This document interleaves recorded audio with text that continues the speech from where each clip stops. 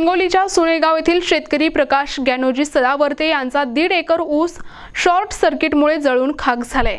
जीर्ण झालेल्या विद्युत तारा ऊसाच्या शेतात खाली वाकलेल्या अवस्थेत होत्या। पाखरांच्या किलबिलाटात शॉर्ट सर्किट झाल्यामुळे 1.5 एकर ऊस जळून खाक झाल्यामुळे या शेतकऱ्यावर मोठे संकट आले आहे। आधीच अतिवृष्टीमुळे संपूर्ण सोयाबीन पीक वाहून गेले। आता 10व्या महिन्यात कारखान्याला जाणारा ऊस जळून गेलाय। 2 दिवसांवर आलेल्या दिवाळीचा सण कसा साजरा करावा असे मोठे संकट या शेतकऱ्यावर ओढवले आहे। झालेल्या नुकसानीची सरकारला विनवणी करताना शेतकऱ्याचे डोळे मात्र पाणावले। आता संपूर्ण ऊस जळून खाक झालाय, त्यामुळे शेतकऱ्याला आता तातडीने मदत कधी मिळेल हे पाहणे महत्त्वाचे ठरणार आहे।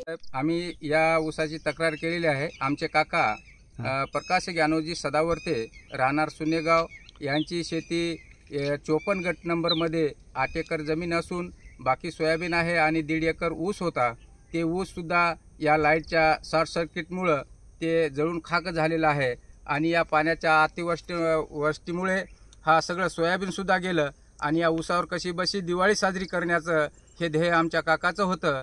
परंतु या लाईन सर्किटमुळे हे ऊस सुद्धा देखील या इथून जळून खाक झालेला आहे आणि आता दिवाळी कशी साजरी करावी MECBला आम्ही अर्ज देऊन सुद्धा त्यांनी दखल घेतली नाही। फार जुने खंबे या ठिकाणी रवलेले आहेत आणि ते वाकलेले आहेत।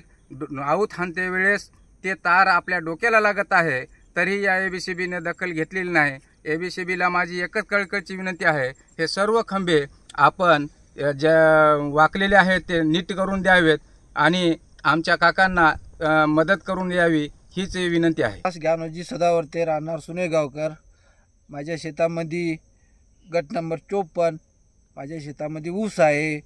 हा मी फार कष्टानं असं त्याला लहानाचं मोठं केलेलं आहे आणि आता माझ्या शेतामधून लाईनचं किती वेळेस मी तोंडी त्याला तक्रार सांगलेली आहे की माझा लोंबलेला आहे, पार्किंग होत राहिली वारंवार।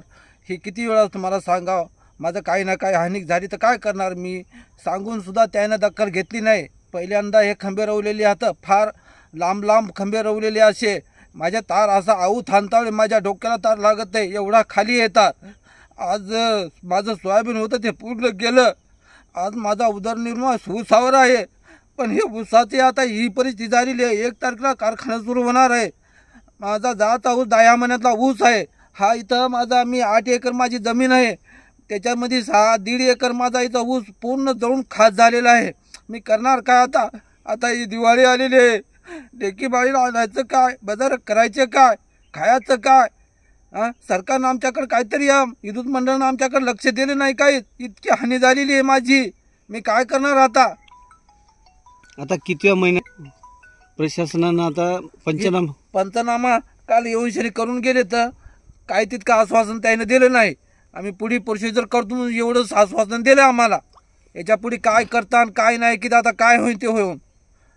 आता तर माझे सगळे हातपाय ढिले होऊन गेलेले आहेत, करणार काय? होतं ते सोयाबीन गेलं, आता आहे ते ऊस आता तोंडाला घास आलेला आहे। आता हे लहानाचं मोठं करून रात्रंदिवस पाणी देऊन शेणी ही अशक्य झाली। आता आमचे काय करावं आता आम्ही? प्रतिनिधी नंदू परदेशी, NTV न्यूज मराठी, वसमत, हिंगोली।